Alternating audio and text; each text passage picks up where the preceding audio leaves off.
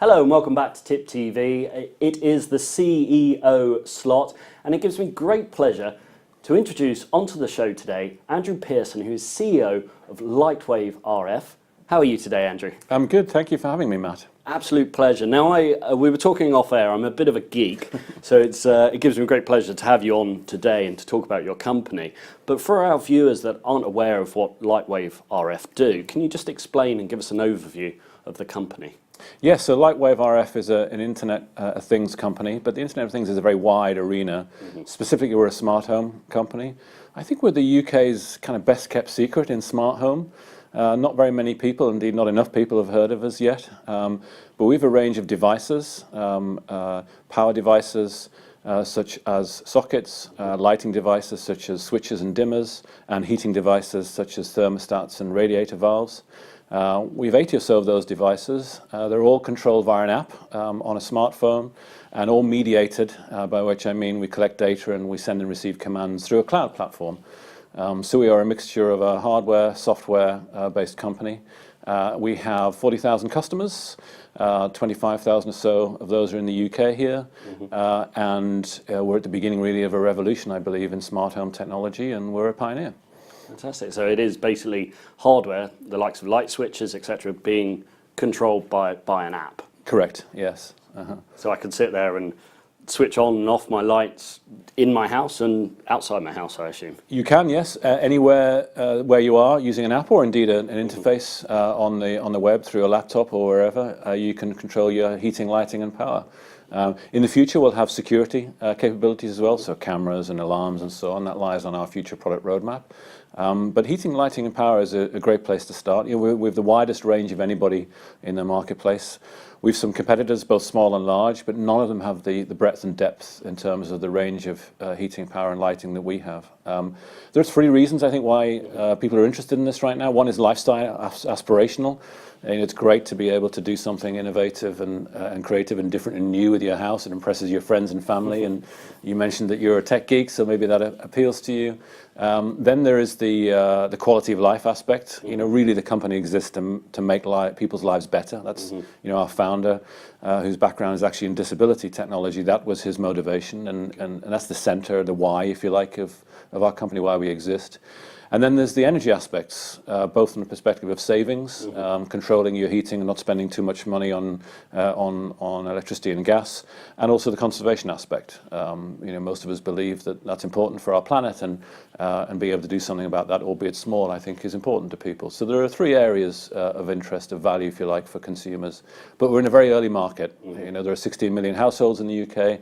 We have a few tens of thousands of customers. We're really just in the early adopter phase of the market, and there's a great deal of people out there who will get involved in this market in the years ahead. Super. And we've already mentioned the generic term of Internet of Things, and it seems Google, Amazon, and now Apple are looking at this and working towards actually getting involved in this in your space. We saw an uplift in the share price a few weeks ago, and this was on the back of an announcement. Can you just talk us through that important announcement? Yeah, so we announced a partnership with Google, specifically in the context of their smart speaker, as they call it, which is called Google Home. And in the context of that, we've enabled voice control for our devices using the Google Assistant. That's their name for their voice control capability. It's a direct competitor to Amazon's Echo device, which has the Alexa voice control capability, which we announced support for last year. We've seen a good take-up. You know, Amazon were very early to market with their capability. We announced support for Alexa and released it you know, just a few months before Christmas, and since then 5,000 of our customers have purchased an Amazon Echo and enabled voice control using Alexa. So Alexa, turn the lights on or off. Alexa, turn the temperature 2 degrees up in the bedroom. I'm going to bed in a few hours, or down, as it may be. So I think voice control, you know, the market was moving forward in smart home. It's been a long time. We were early to market, but the market over the last year or so began to move forward and increase. But voice control is kind of the icing on the cake. It's making the market move faster. I think there was always a good, solid market for people who wish to control gadgets and devices in their home using an app. But the mass market, by which I mean everybody at scale in 10 years' time, will want to speak to their home. Yes. It's the easy thing to do. As you fly out the door, you're taking the kids to school or off to work or both, and you've forgotten to turn the lights or the heating down or off, you really want to just go, Alexa or Siri, please turn things off for me, I'm gone now. And similarly, if you're driving home, you want to speak to the voice assistant in your car and say, open the garage doors as you drive up the hill. That will all be, everybody will be doing that in 10, 15 years' time from now. Opportunity we have is to, make a great company out of that on the journey between now and ubiquity. Fantastic. Well, it sounds like a product I could use. A number of times I have to go back and check I've turned the iron or the lights off. So certainly for me, that's going to be a huge time saver. Now, for UK tech companies, how do you see them performing globally at the moment? There's obviously a lot of global political risk, and we won't go too much into that. Particularly today. Indeed. But with regards to just UK tech companies, are they positioned in a good space at the moment, do you feel? Yes, I think they always have been in certain arenas, and the internet is one of those, self-evidently. I think the technology industry here, benefits from its interesting kind of geopolitical position. Whatever we may say about, what's happening day to day or month to month, we've always had a close relationship with the US arena. Venture capitalists are both here and there, are connected very closely together with each other. And Brexit or no Brexit or whatever form it may take down the line, I don't think that will fundamentally change. The conditions are good here. I think in many ways London will always retain its position as a technology hub. We're in Birmingham, which is also an interesting technology hub, as is Manchester, as a few other cities as well. We always find it interesting to be in an environment where a lot of interest in technology occurs, and I don't think that's going to change. And I think the environment for UK tech companies to exceed and succeed on a global scale will always be there. And I think some of the things we're seeing this year, last year, next year are just alterations to the environment, but the fundamentals won't change. Good stuff. And with regards to competition in the space, is that good or bad? I assume it's good because it almost adds validity to your operation. And something else too.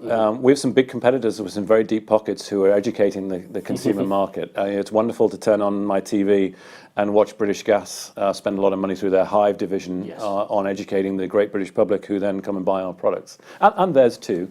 But it's a very young market, it's a very early market. There's space for a range of companies to grow up and succeed, and I'm sure we'll become a very successful company, and British Gas Hive's division will continue to be a very successful company too. But the level of marketing spend that they can execute against is vastly greater than we'll ever dream of, certainly in the near to mid-term. And so it's helping make the market. It's also helping drive us. Competition is good. It's healthy for the ecosystem. It drives us to be more innovative. We've got a new range of products coming out, which we expect to be Apple HomeKit compliant later on this year. And some of the innovations we put into those products, frankly, have been driven by what we've noticed some of our competitors doing in other countries. And so, I think competition is always a necessary principle for any market. This market's young. We're still in the innovator early adopter phase. There's a long way to go yet. And as long as we keep innovating, which we've always done as a company, I'm sure we'll find our place.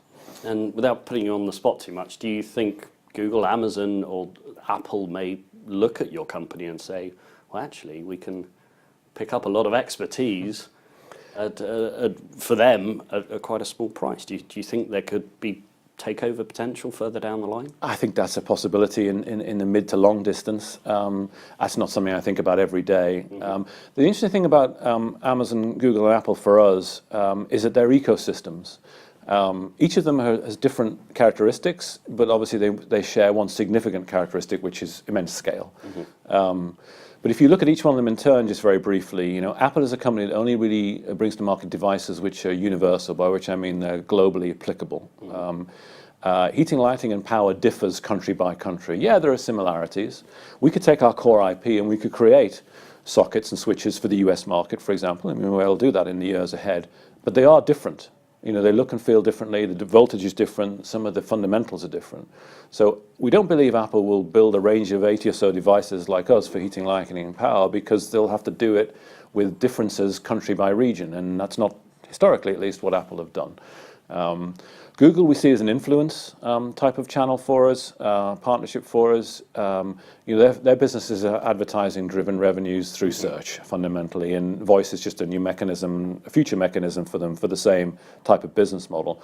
So they've created a speaker and they've created voice control, but it's really driven around their core business. We don't see that they will create a big range of smart home devices. Amazon's our most interesting partnership because it's a three-way partnership. It's a technology partnership through the voice control integration that we've done. It's a marketing partnership, by which I mean I can spend money on their platform to promote my products. And it's a channel. We can sell through our products through their Amazon.com, which we do. A good proportion of our sales today comes from Amazon.com. So it's a three-way relationship. So it's the most intricate, if you like, relationship. And I spend a good part of my time talking with them, meeting with them at their HQ here in London from time to time, and developing that three-way relationship. So that's a little more interesting than the other two because of its three-way nature. But all of them really are interested in scale, and none of them we see are developing devices, individual smart home devices. Our competition today is obviously Hive, as mentioned, and a number of other companies of a similar scale to us, and it's the classic either small public like we are, or mostly actually venture capital funded, or indeed divisions of large corporations. It's the classic kind of fight for prominence, and I feel good about our assets, brand, revenue, customers, technology, experience, which is important in this market, and we can take our place amongst the winners in that category. But it's a fairly traditional market that will be helped by the big ecosystem players, but we don't believe they'll directly compete. And finally, just briefly, what can investors and our viewers look forward to from LightwaveRF this year? Well, as I said, we're going to launch a new range of products later in the year. We expect those to be Apple HomeKit compliant. We're going through a certification process currently, and all being well, that will be part of the launch as well. And we're looking forward to that. Those are modernized versions of our existing products and some new products too, some new capabilities with the existing products, which we'll announce details of in due course. That's our focus for the rest of this calendar year. We have a product roadmap for next year, and we're very interested in getting on through the launch and getting on to deliver some new products to market. As I said, we haven't yet done anything in the security arena, cameras and alarms, but we have aspirations there too. So we'll increase the product line. We'll continue to grow the company. Our revenues are rising nicely now, as was shown in our recent results, and continue to invest in marketing and technology and to grow, a smart home leader. Fantastic. Andrew Pearson, LightwaveRF, thank you so much for joining us today. Thank you, Matt.